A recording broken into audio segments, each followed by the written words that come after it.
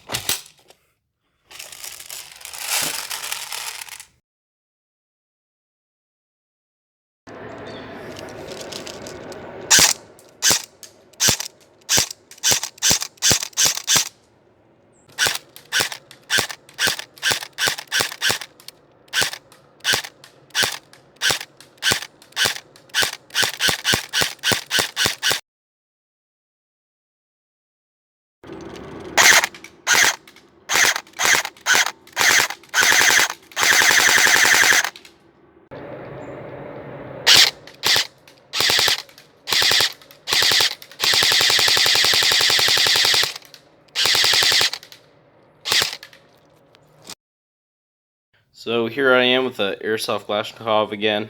I think it fired pretty well, and I encourage anyone that wants to get it because it's a good gun.